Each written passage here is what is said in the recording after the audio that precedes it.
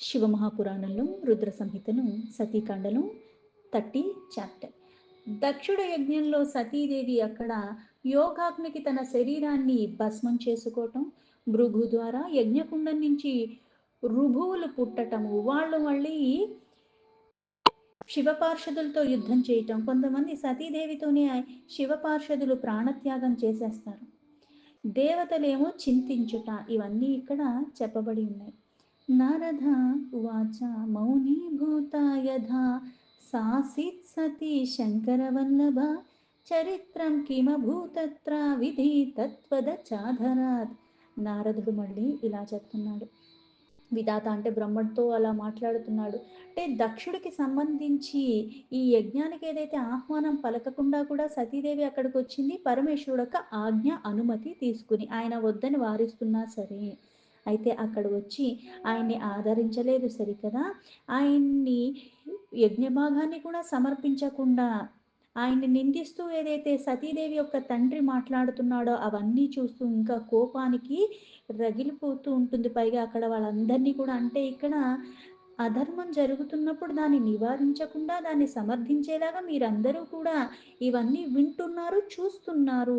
ఆ పరమాత్మ గురించి యథార్థ జ్ఞానం ఒక్కళ్ళకన్నా లేదా అని, ఎలా అయితే ఆ యజ్ఞ యాగాదులు ఏవైతే చేస్తున్నారో అది నిజంగా మీకు సంపూర్ణం అవ్వాలన్నా సరే, మంగళకరం అవ్వాలన్నా సరే ఆ పరమేశ్వరుడు ఉండాల్సిందే, ఇవ్వవలసిన వాడు ఆయన, స్వీకరించవలసింది ఆయన అని అందరికీ కూడా హితబోధ చేసి, ఇంకా యజ్ఞమందు దక్షుడు దేవతలకి ఇట్లా పలికి ఏమీ మాట్లాడకుండా మౌనాన్ని ధరించి అలా ఉండిపోయింది సతీదేవి. ఈ చరిత్ర విన్నాడు. అందుకే మళ్ళీ నారదుడు బ్రహ్మని అడుగుతున్నారు, దాని తర్వాత ఏమైంది, దయచేసి నాకు అవన్నీ చెప్పరా అని. బ్రహ్మో ఉవాచ మౌనీభూత సతీదేవి స్మృత్వా స్వాపతిమాధరాత్ శితావృధిశ్చాం సహసా నిశసాద ప్రశాంతనీహి. బ్రహ్మ మళ్ళీ నారదుడికి ఇలా చెప్తున్నాడు, ఓ నారద, మౌనంగా ఉన్న సతీదేవి భక్తితో తన భర్త అయిన పరమేశ్వరుణ్ణి స్మరిస్తూ శాంత చిత్తురాలైపోయింది. ఇక్కడ మళ్ళీ ఇంకోటి భగవతత్వాన్ని యథార్థంగా అర్థం చేసుకుంటే మనకిలాగా కోపం వచ్చేసి, బాధ వచ్చేసి, ఏడ్చేసి, మళ్ళీ లేకపోతే అతిగా సంతోషం, ఇన్ని ఏమి ఉండవు అక్కడ. లీలగా చేస్తున్నారు. అందుకని ఆ పరమాత్మ స్మరణలోనే శాంత చిత్తంగా, ఎప్పుడూ శాంత చిత్తంగా ఉన్నది. ఇక్కడ అజ్ఞాన అంధకారానికి లోబడి వీళ్ళు చేస్తున్న దానికి కోపానికి లోబడినట్టుగా అయ్యి వాళ్ళకి అవన్నీ చెప్పింది. అందుకే ఈవిడ పరమశాంతురాలై వెంటనే ఉత్తర దిశయందు భూమి మీద కూర్చుండిపోయింది. జలమాచమ్య విధివత్ సంవృత వాససా శుచిః దృఢం నిమీల్య పతిం స్మృత్వా యోగ మార్గ సమావిశత్. దృఢ నిశ్చయంతో అక్కడ ఆసనంలాగా వేసుకుని కూర్చుని ఆవిడ విధి విధానంగా నీటిని ఆచమనం చేసి అక్కడ వస్త్రాన్ని ధరించి పవిత్ర భావనతో ఆ భర్త చింతనలోనే యోగ మార్గంలో ఆవిడ ప్రవేశించింది. అంటే విధి విధానంగా పవిత్రమైన భావనతో కళ్ళు మూసుకుని ఆ భర్తని స్మరిస్తూ ఆ యోగ మార్గంలో ఉన్ముఖురాలైపోయింది. ఇక్కడ యోగాగ్ని అని చెప్పారంటే ఇక్కడ బాహ్యానికి కనిపించే అగ్ని కాదు. కృత్వా సామానవన్నీలో ప్రాణాపానౌ సితానన ఉత్తాప్యోధానమతా చ యత్నాస్సా నాభిచక్రతః. ఆమె ఆసనం మీద స్థిరపరుచుకుని ప్రాణాయామము ద్వారా ప్రాణాన్ని అపానములను ఏకం చేసింది. ఆ నాభి చక్రమందు స్థితమై ఉన్నట్లుగా ఆవిడ అవన్నీ ఏకాగ్ర చిత్తంతో చేస్తూ హృది స్థాపయోరసి ధియా స్థితం కంఠాద భ్రువోహస్సతి ఆనిందితానయన్మధ్యం శంకర ప్రాణవల్లభ. బుద్ధిపూర్వకంగా ఆ ప్రాణవాయువుని ఎప్పుడైతే ఇక్కడ అలా నాభి చక్రమందు స్థితమై ఉంచిందో తర్వాత మళ్ళీ ఉదాన వాయువుని బలవంతంగా, ఏవైతే పంచ ప్రాణాలు ప్రాణ అపాన ఉదాన సమాన, ఇవన్నీ ఏవైతే 5 ప్రాణాలు ఉంటాయో మనలో, ఈ వాయువునంతా కూడా బుద్ధిపూర్వకంగా బలవంతంగా నాభిచక్రం నుంచి మళ్ళీ పైకి తీసుకొచ్చింది. దాన్ని ఇప్పుడు మళ్ళీ హృదయంలో స్థాపింపజేసింది. ఆ శంకరుడొక్క ప్రాణానికి ప్రాణమైన భార్య. అలాగే శంకరుడికి ఈవిడంటే అంతే ప్రాణం. ఈవిడికి ఆయనంటే కూడా అంతే. ఆ ఆనందితి అయిన సతీదేవి ఆ హృదయంలో ఉన్న వాయువుని మళ్ళీ అంటే ఒక స్థితి నుంచి ఒక స్థితికి దాన్ని పైకి పైకి పైకి ఇంకా తీసుకువెళుతూ దాన్నిప్పుడు మళ్ళీ కంఠ మార్గంలో భృకుటి మధ్యకి ఆజ్ఞాచక్రానికి మొత్తానికి తీసుకొచ్చింది. ఏవం స్వదేహం సహసా దక్షకోపా జిహాసతి దగ్ధే గాత్రే వాయుశుచి ధారితం యోగమార్గతః. ఇలా కంఠం దగ్గరికి నుంచి ఆజ్ఞాచక్రానికి కనుబొమ్మల మధ్యకి తీసుకొచ్చిన ఆ దక్షుని మీద క్రోధాన్ని వహించి ఆకస్మికంగా తన శరీరాన్ని పరిత్యాజించాలన్న కోరికతో సతీదేవి తన సకల అంగములందు యోగ మార్గాన్ని అనుసరించి వాయువుని అగ్ని ఎలా అయితే కొద్దిగా మంటుందనుకోండి, దానికి గాలి ఎక్కువైతే ఈ అగ్ని ఎలాగైతే విజృంభిస్తుందో అలాగా ఈ వాయువుని కూడా ధరించి ఉన్నది. ఈ వాయువుని మళ్ళీ అగ్ని సంపర్కంతో యోగాగ్నికి ఆ చిత్త భస్మం అయ్యేలాగా. తతః స్వభర్తుశ్చరణం చింతయంతి చ చాపరం అపశ్యత్ సా సతీ తత్ర యోగ మార్గా నివిష్టదిః. ఆ భర్త చరణాలను చింతన చేస్తూ సతీదేవి ఇలా ఇంక ఏ వస్తువు గురించి ఆవిడకి ఆలోచన లేదు, ఆ పరమేశ్వరుడు మీద తప్పితే ఇంక ఏదీ లేదు ఆ చింతలో ఆ మదిలో. యోగ మార్గంలో ఇలా స్థిరంగా ఉంటూ ఆవిడ ఆయన చరణాలనే ఆశ్రయించి ఉన్నది. అందుకుని ఇక్కడ ఇంకా ఏదీ కనిపించట్లేదు, అంటే ఆ చరణాలను తప్పితే ఇంకా ఏదీ లేదు ఆవిడ మదిలో. ఇలా యోగంలో స్థిరంగా ఉండిపోయి ఇంకా బాహ్యానికి జరుగుతున్న దాని గురించి కానీ దేని గురించి కూడా ఆవిడకి ఏమీ ఎటువంటి హోయ సోయ లేదు. హత కల్మాష తదేహ ప్రాపతచ్చా తదాగ్నిన భస్మసాధా భవత్ సద్యో మునిశ్రేష్ట తదిచ్చయ. ఓ మునిశ్రేష్ట, అలాగా ఏదైతే శరీరమే లేని నిరాకార రూపం ఆకార రూపంలో దాల్చి సాకారంగా కనిపిస్తుంది లీల చేస్తున్నారు. అలాగే నిష్పాప శరీర యోగాగ్నిలో అలా పడిపోయి ఉన్నది. ఇచ్ఛానుసారంగా అగ్ని ద్వారా అయితే అగ్నికి దహించవేసే శక్తి లేదు, కానీ ఇక్కడ ఇచ్ఛానుసారంగా దానికి దహించవేసేలాగా చేసుకున్నది. ఒకే క్షణంలో అలా దహించవేయబడి భస్మరాశిగా అయిపోయింది. తత్పశ్యతాం చ కే భూమో వాధో అభూత్ సుముహాస్తథా హాహేతి సో అద్భుతశ్చిత్రః సురాధీనాం భయావహః. ఎప్పుడైతే ఈ యోగాగ్నికి ఆవిడ దహించవేయబడిందో సంకల్ప మాత్రం చేతనే ఇంతలాగా అయిపోయింది ఆ ప్రదేశం. ఇంకా వారందరూ చూసి కళ్ళారా చూస్తున్నారు, పెద్దగా హాహాకారాలు చేసి ఈ గొప్ప అద్భుతము కళ్ళారా చూసే అవకాశం లభించింది. కాకపోతే ఇప్పుడు అనార్థాలకు కూడా దారి తీస్తుంది. ఎందుకు పరమేశ్వరుడు యొక్క సతీ అయిన ఆ సతీదేవి ఇప్పుడు భస్మం అయిపోయింది. ఆయన ఇంక ఊరుకుంటాడా? అందుకే వీళ్ళందరూ కూడా అది కళ్ళారా చూసి ఇంకా భయానికి లోబడ్డారు. అందుకే హాహాకారాలు చేస్తున్నారు. ఈ విచిత్రమైన భయంకరమైనది ఏదైతే కళ్ళారా చూశారో ఇప్పుడు ఆకాశము భూమి అంతా కూడా వ్యాపించిపోయేలాగా ఈ శబ్దనాదము అన్ని వైపులా వ్యాపించింది. హంత ప్రియ పరాశంభోర్దేవి దేవత మత్స్యహి జహావసూన సతీకేన సుదుష్టేన ప్రకోపిత. ఈ హాహాకారాలు చేస్తున్న వాళ్ళందరూ కూడా ఆ పరమాత్మ యొక్క భార్య ఆయన సతీదేవి, శంకరుడు యొక్క పరమ ప్రేయసి ఆవిడ అంటే ఆయనకి ప్రాణము.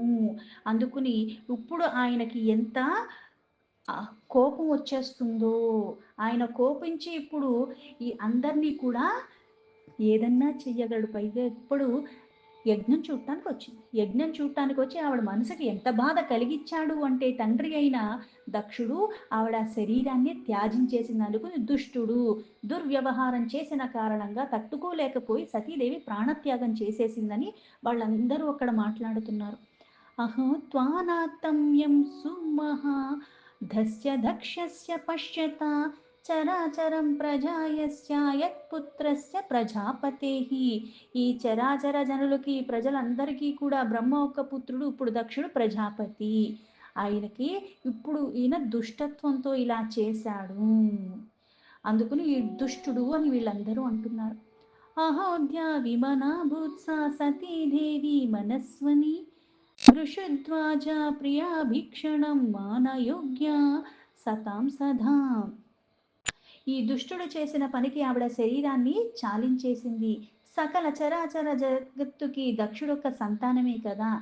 అయితే ఈ కుమార్తెని మానస్సు అంటే అంత ప్రియమైన కూతురే అంతలాగా ఈయన దూషణకి లోబడిన కారణంగా సతీదేవి ఆ గౌరవం లభించలేని కారణంగా, అంటే ఈవిడ గౌరవానికి యోగ్యతకి పాత్రురాలైనప్పటికీ కూడా ఈయన వ్యవహరించిన రీతికి ఆవిడ ఆ ప్రాణాలు తీసేసుకున్నది. ఎందుకంటే అక్కడ ఆవిడ్ని సరిగ్గా గౌరవించలేదు.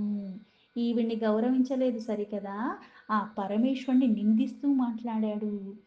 అందుకని అది భరించలేకపోయింది. అందుకే భగవంతుడైన ధ్వజం కలిగిన ఆ పరమేశ్వరుడు తనకి ప్రాణానికి ప్రాణమైన సతీ దేవిని ఎల్లవేళలా కూడా సత్పురుషుల చేత నిరంతరము కూడా ఆరాధించబడేలాగా చేస్తున్న శక్తి స్వరూపిణి ఆ దేవి. అలాంటిది ఆవిడకి అప్రియంగా చేశారిక్కడ. సజ్జనులు ఎప్పుడూ కూడా తెలిసి గాని తెలియకుండా గాని ఒకళ్ళు బాధించేలాగా వ్యవహరించారు. దుష్టత్వంతో ఉన్నవాళ్లే చేస్తారు. ప్రియం అప్రియం ఇవన్నీ భేదాలు చూపిస్తూ ఉంటారు. నీ వల్ల లాభం ఉందంటే ఒకలాగా, నీ వల్ల ఎటువంటి ప్రయోజనం లేదు అంటే ఇంకొకలాగా వ్యవహరిస్తూ ఉంటారు. అందుకే ఇక్కడ శివప్రియమైనది, ఆయనకి సర్వము అయిన ఆ సతీదేవి శక్తి స్వరూపిణి, అందరూ పూజింపదగినది, అటువంటిది ఆవిడ్ని నిర్లక్ష్యం చేసినట్టుగా వ్యవహరించాడు. సోయం దుర్మర్ష హృదయో బ్రహ్మదృక్స ప్రజాపతి మహతీమాపకీర్తి ప్రాప్స్యతి త్వాకిలి భవి. వాస్తవంగా దక్షుడి హృదయంలో ఇక్కడ అంటే కొన్ని కొన్ని మనకి అధికారము ఇంకొకటి వచ్చినప్పుడు ఏమవుతుందంటే ఒక్కొక్కసారి ఈ అధికార మదము అంటారు, లేకపోతే ఇంకొకటి ధనమదము, వీటి వల్ల వాస్తవానికి కొంచెం వ్యతిరేకంగా అంటే సత్యాన్ని విస్మరించి మనం ప్రవర్తిస్తూ ఉంటాము, దోషం వస్తుంది. అందుకే జాగ్రత్తగా ఉండాలి.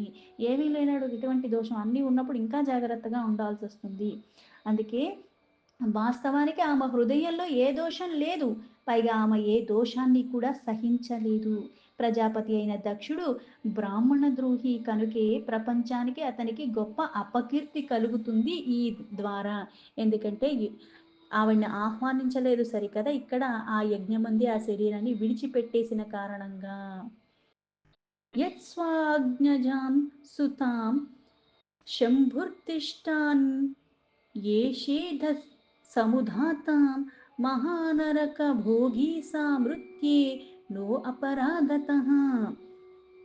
పైగా శంభుడికి ద్రోహం చేశాడు దక్షుడు, అందుకే ఆవిడ అలాగా ప్రాణత్యాగం చేసింది. అయితే కుమార్తె ఏ అపరాధం చెయ్యకపోయినా సరే ప్రాణత్యాగం చెయ్యటం ప్రయత్నిస్తున్న ఆపనన్నా ఆపలేదు. ఆ శంకరుడికి ద్రోహం చేస్తున్నాడు దక్షుడు, ఎందుకంటే ఆవిడ్ని ఆపను కూడా ఆపలేదు. ఇష్టం ఉంటే ఉండు లేకపోతే వెళ్ళిపో అని చెప్పాడు తప్పితే నేను ప్రాణాన్ని త్యాగం చేసేస్తున్నాను, ఈ శరీరం నాకు వద్దు అని చెప్పినా సరే ఎటువంటి ప్రభావం దక్షుడి మీద చూపించలేదు. అందుకే దక్షుడికి మహా నరకయాతల్ని అనుభవించాల్సి పడుతుంది అని. వదత్యేవం జనే సత్యా దృష్ట్వా వాసుత్యాగమద్భుతం ధృతం తత్పార్షదాః క్రోధాదుతాతిష్టన్నుధాయుధాః. లీలగా చేస్తున్నారన్నది ఒకటి కారణంలా కనిపిస్తూ ఆ సందర్భం కనిపిస్తుంది, కానీ నిజంగా పరమేశ్వరుడు సకలాన్ని సంకల్పమాత్రంతో చెయ్యగలిగిన శక్తియుక్తంగా ఉన్న అతనికి ఇక్కడ మళ్ళీ శక్తియుక్తంగా ఉన్న ఆ సతీదేవి ఈ కారణంగా మరణించినట్టు లేకపోతే నిజంగా తొలగిపోయినట్టు కాదు, ఇక్కడ లీల. కొన్ని కొన్ని నీకు లభించినప్పుడు ఇంకా జాగ్రత్తగా ఉన్నప్పుడు అది నీకు ఉన్నతి గతి స్థితి కల్పిస్తుంది. ఎప్పుడైతే నాకు అందరికన్నా కొంచెం శ్రేష్టమైన లభించినప్పుడు మళ్ళీ నాకు అజ్ఞానమన్న అంధకారంలోకి వెళ్ళిపోయి మాయా మోహాలకి నేను లోబడినప్పుడు వచ్చినంతసేపు కూడా పట్టం నా నుంచి అవన్నీ తొలగిపోవటానికి. ఇక్కడ మళ్ళీ లీలా విశారదుడు కాబట్టి అంతలాగా మళ్ళీ ఆ శరీరాన్ని వదిలేసింది ఆ శక్తి. సతీదేవి యొక్క ప్రాణత్యాగాన్ని చూసిన ఆ సమయంలో అక్కడ ఉన్న వాళ్ళందరూ కూడా ఆ శివుడు యొక్క పార్షదులు త్వరగా అక్కడ క్రోధపూర్వకంగా అస్త్రశస్త్రాలన్నీ తీసుకుని వాళ్ళు అక్కడ నుంచుండిపోయారు. ఎందుకంటే ఎవరినైతే ఇక్కడ రక్షణగా వచ్చారు అలాంటిది ఇప్పుడు ఆ సతీదేవి ఇప్పుడు లేదు, ఆ యోగాగ్నికి శరీరాన్ని త్యాజించేసింది. అందుకని వీళ్ళు అస్త్రశస్త్రాలన్నీ తీసుకొచ్చి దక్షుణ్ణి సంహరించడానికి యుతంగా అక్కడికి వచ్చేశారు. ద్వారి స్థితా గణాః సర్వే రసాయుతమితారుషా శంకరస్య ప్రభావాక్తే అక్రుధ్యాన్నతి మహాబలాః. ఆ యజ్ఞగుండ ద్వారం దగ్గర వచ్చేసిన వాళ్ళ పరమాత్మ శంకరుడికి ఆ సమస్త ఏదైతే 60,000 మంది వచ్చారు పార్షదులు, ఆ శంకరుడు యొక్క ప్రభావం చేత ఇంకా కోపానికి లోబడిపోయారు. ఒక్కసారిగా అస్త్రశస్త్రాలన్నీ కూడా చేతబట్టుకున్నారు. हाहाकारामकुर्वस्ते दिग्धिग्नो नीतिवादिनः उच्चैः सर्वे सकृद्वीराः శంకరస్య గణాధీపః. ఇక్కడ జరిగిందంతా కూడా ఆ శంకరుడు, ఆ వీర గణాధిపుడు పరాంబరగా ఉచ్చమైన స్వరంతో హాహాకారాలు చేస్తూ ఉన్నారు వీళ్ళందరూ కూడా. హాహాకారేణ మహతా వ్యాప్తమాసీద్ దిగంతరం సర్వే ప్రాపన్నవయం దేవా మునయో అన్యే అపి తే స్థితాః. శివగణముల యొక్క హాహాకారాలతో అది ఎంత భీకరమైన శబ్దం అయిపోయిందంటే అన్ని వైపులా కూడా అది వ్యాపించిపోయింది. సకల దేవతలు, మునిగణములు వీళ్ళందరూ కూడా, అక్కడ ఉన్న వాళ్ళందరూ కూడా భయానికి లోబడిపోయారు ఆ శబ్ద తరంగాలకి. గణాః సన్మంత్ర్య తే సర్వే అభూవన్ క్రుద్ధా ఉదాయుతాః కుర్వంతః ప్రళయం వాద్యేః శస్త్రైర్వ్యాప్తం దిగంతరం. కోపంలో ఉన్నవాళ్ళు, అస్త్రశస్త్రాలు ధరించి ఉన్నవాళ్ళు, ఆ రుద్రగణములు ఒకళ్ళతో ఒకళ్ళు విచారణలో విమర్శల్లో ఉండి ఏం చెయ్యాలి అనుకుని ఒకళ్ళతో ఒకళ్ళు పోటీ పడుతూ ఆ అస్త్రశస్త్రాన్ని చేతపట్టుకున్నారు. శాస్త్రేరజ్ఞా నిజాంగాని కేచిత్తత్ర శుచాకులాః శిరోముఖాని దేవర్షే సుతిక్షణేః ప్రాణనాశిభిః. ఓ దేవర్షి, ఆ పార్షదులందరూ కూడా శోకానికి లోబడిపోయారు. ఆ మనస్సంతా బాధతో నిండిపోయిన కారణంగా వాళ్ళ ప్రాణాలనే వాళ్ళు తొలగించేసుకునే ప్రయత్నం చేస్తున్నారు. అందుకే కొంతమంది తలకాయలు నరిగేసుకున్నారు, కొంతమంది వాళ్ళ వాళ్ళ అంగాల్ని నరికేసుకున్నారు. ఇతం తే విలయం ప్రాప్త దాక్షాయణ్యాః సమం తదా గణాయూతే ద్వే చ తదా తద్భూతమివాభవత్. ఈ ప్రకారంగా అక్కడ సతీదేవి అలా ప్రాణత్యాగం చేసిందని 20,000 మంది అక్కడే ప్రాణాల్ని వాళ్ళకి వాళ్ళే తీసేసుకున్నారు ఆ గణములు. కొంతమంది మిగిలి ఉన్నవాళ్ళు ఇంకా కోపంతో దక్షుణ్ణి చంపేయాలనుకుని దక్షుని మీదకు వెళ్ళిపోతున్నారు. गणानासावशिष्टाये शङ्करस्य महात्मनः दक्षन्तं क्रोधितं हन्तुमुदतिष्ठान् నుదాయుధాః. ఆ మహాత్ముడైన శంకరుడు యొక్క గణములు అక్కడ నశించిన పోయిన వాళ్ళు 20,000 మంది నశించిపోయిన తర్వాత మిగిలిన వాళ్ళు క్రోధానికి లోబడి దక్షుణ్ణి చంపేయటానికి ఆ ఆయుధాలన్నీ తీసుకుని ఆయన వైపుగా వెళ్ళిపోతున్నారు. తేషామాపతతాం వేగం నిశమ్య భగవాన్ భృగుః యజ్ఞధ్యానధ్యేన యజూషా దక్షిణాగ్నౌ జుహోన్ముని. అయితే అక్కడే ఉన్న ఆ వీళ్ళంతా మీదకు వచ్చేస్తుంటే అక్కడిని చూసి, ఆ వేగానికి చూసి వెంటనే భృగు ఆ యజ్ఞానికి విఘ్నం కలగటమే కాకుండా ఇప్పుడు మళ్ళీ యజ్ఞం ఎవరైతే చేస్తున్నా అతన్నే చంపేయటానికి వచ్చేస్తున్నారు. అందుకుని ఈ యజ్ఞానికి విఘ్నం కల్పించే ఈ శివగణముల్నే చంపేయాలి అన్న భావనతో ఒక మంత్రాన్ని మంత్రించి ఆ దక్షిణ యజ్ఞంలోంచి ఆహుతులుగా ఇచ్చాడు కొంతమంది అందులోంచి పుట్టుకు రావటానికి. పూయమానే చ భృగూనా సముత్పేతుర్మహాసురాః రుభవో నామ ప్రబలా వీరాస్తత్ర సహస్రశః. ఈ భృగు ఎప్పుడైతే ఆహుతులిచ్చి యజ్ఞకుండంలోంచి ఇలా రుభువుల్ని వాళ్ళు వేల మందిగా పుట్టుకొచ్చారు. వాళ్ళు మహావీరులు, వాళ్ళు ప్రకటింపబడ్డారు. తైరలాత యుద్ధేస్తత్ర ప్రమతానాం మునీశ్వర అభూదుద్ధం సువికటం శృణవతాం రోమహర్షణం. వాళ్ళని ఉద్భవింపజేసిందే ఎందుకు అంటే శివగణముల్ని వధించడానికి. ఎందుకంటే యజ్ఞం చేస్తున్న ఆ దక్షుణ్ణే చంపాలని వాళ్ళు మీదకు వచ్చేస్తున్నారు. అందుకే మునీశ్వర, వాళ్ళ చేతుల్లో కూడా కర్రలే ఆయుధాల రూపంలో వాళ్ళు ధరించి ఉన్నారు. అందరూ కూడా ఆ ప్రమథగణంని అత్యంత వికటంగా వాళ్ళతో వీళ్ళు యుద్ధం చేశారు. ఇది ఎంత భీకరంగా జరిగింది అంటే అది చెప్పేవాడికి వినేవాడికి కూడా భయాన్ని కల్పించేలాగా అంత భీకరమైన యుద్ధము ఈ రుభువులకి అలాగే శివగణములకి జరిగింది. రుభుభిస్తేర్మహావీరే హన్యమానాః సమంతతః అయత్నాయానాః ప్రమత ఉషాధి बृहत्तेजसा एवं शिवगणास्ते वै हता वित्राविता धृतं शिवेच्छया महाशक्त्या తద్భూతామివాభవత్. ఆ బ్రహ్మ తేజస్సుతో సమానమైన మహావీరులైన ఆ ఋషువులు ద్వారా అక్కడ వీళ్ళంతలాగా యుద్ధం చేసుకుంటే ప్రమదగణాలు చాలామంది కూడా, కొంతమంది పారిపోయారు, కొంతమంది అక్కడే మరణించారు. ఇక్కడ శివగణములు ఇలా ఎంతమంది ఉన్నప్పటికీ కూడా అక్కడ మళ్ళీ బ్రహ్మ తేజస్సుతో సమానంగా ఉన్న వృషభులు అగ్నిగుండంలోంచి వచ్చారు. వీళ్ళందరినీ చుట్టుముట్టేసి వాళ్ళందరినీ పారద్రోలేశారు. వీళ్ళని తట్టుకోలేకపోయారు ఆ శివగణములు. ఇక్కడ దేవతలు శివగణములు అందరూ కూడా అక్కడి నుంచి పారిపోయారు భయానికి.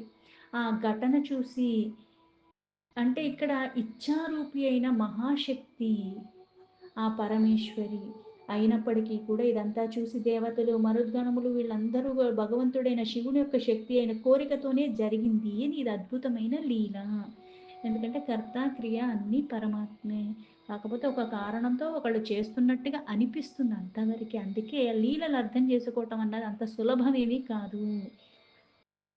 తద్దృష్ట్వా ఋషయో దేవాః శక్రాద్యాః స్మరుద్గణాః విష్ణౌ లోకపాలస్తు క్షణీభూతస్తథాభవన్. అక్కడ చూసి ఋషి ఇంద్ర ఆది దేవతలు అందరూ కూడా మరుద్గణములు విశ్వదేవతలు వీళ్ళందరూ అశ్విని కుమారులు అలాగే లోకపాలకులు అందరూ కూడా భయానికి లోబడిపోయి అందరూ దాక్కున్నారు.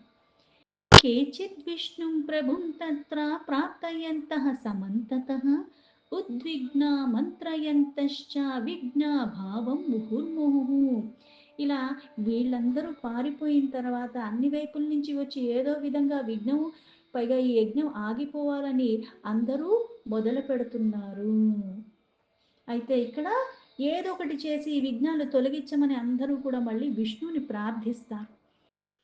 ఆ విష్ణుని ప్రార్థించిన తర్వాత సువిచార్యోర్ధక్ఫలం మహోద్విగ్నాః సుబుద్ధయాః సురవిశ్వ వాదయో అభూవస్తన్నాశాద్రావణాన్ముహు.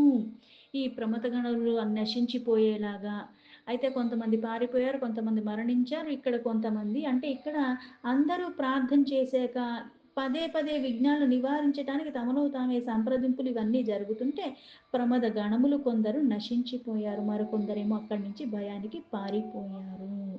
మళ్ళీ ఇక్కడ మళ్ళీ విఘ్నాన్ని నివారించటానికి మళ్ళీ చర్చల్లోకి పడ్డారు. ఇప్పుడు ఏం చెయ్యాలి అని.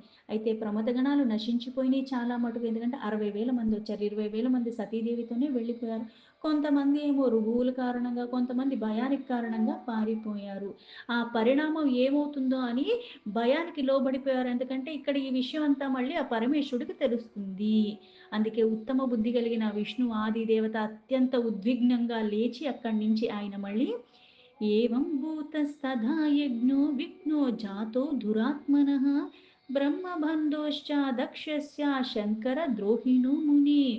ఓ ముని, ఓ దురాత్మ శంకర ద్రోహి. అలాగే ఇక్కడ బ్రాహ్మణ బుద్ధి కూడా విక్రయించింది, అంటే మార్గం మారింది. దక్షుడొక్క యజ్ఞంలో ఈ సమయంలో విజ్ఞానం ఎందుకు కల్పించావు? దక్షుడి యజ్ఞానందు చాలా గొప్ప విఘ్నమే వచ్చి పడింది, దీన్ని తొలగించడం అందరికీ సాధ్యం కాదు. బ్రహ్మ బంధువు అయినప్పుడు దక్షుడు చేస్తున్న యజ్ఞము, పైగా ఇక్కడ శంకర ద్రోహిగా దురాత్ముడు, దానికి తగ్గట్టుగా ఇప్పుడు మళ్ళీ విఘ్నాలు వస్తూనే ఉంటాయి. అంటే ఇక్కడ నువ్వు ఏది చేస్తున్నావు అన్నది కాదు, ఎలా చేస్తున్నావు దాన్ని బట్టి ఆ విఘ్నాలు తొలగిపోవటం జరుగుతుంది. అడ్డదిడ్డంగా చేసేసి నేను ఏదో గొప్ప కార్యం చేసేస్తున్నానంటే కాదు. అంటే బ్రహ్మబంధువు అయినప్పటికీ బ్రహ్మపుత్రుడైనప్పటికీ కూడా ఇక్కడ జగత్తుకే ఈశ్వరి అయిన ఆ శక్తియే పుత్రిక రూపంలో తన్ని ఆశీర్వదించి వచ్చినప్పటికీ కూడా, అంటే నీ దగ్గర ఎన్నున్నప్పటికీ కూడా నిత్యము నిరంతరము నువ్వు ఎప్పుడైతే భక్తి ప్రపత్తులతో ధర్మాన్ని పట్టుకుని నువ్వు ఉండకపోతే ఈ మాయా మోహాలు కారణంగా చెయ్యరానివి చేస్తూ అనరాని మాటలు అంటూ కొన్ని చేసుకుంటూ మళ్ళీ ఎవరి ద్వారానో కాదు మన బుద్ధే మనల్ని మళ్ళీ పెడదారి పట్టిస్తూ ఉంటుంది. అందుకే చాలా జాగ్రత్తగా ఉండాలి. దీంతో శివ మహాపురాణంలో రుద్ర సంహితలో సతీకాండలో 30 చాప్టర్ సంపూర్ణం.